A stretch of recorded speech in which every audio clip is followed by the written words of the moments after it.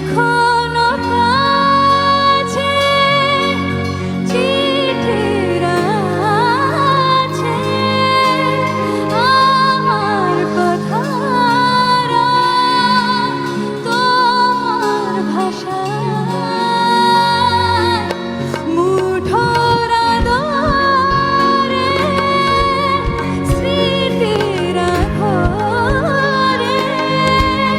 দু ঠোঁট হারালো কার কুয়াশায় এত কাছে এসে ভালোবেসে শেষে এত কাছে এসে ভালোবেসে শেষে ফেরাবে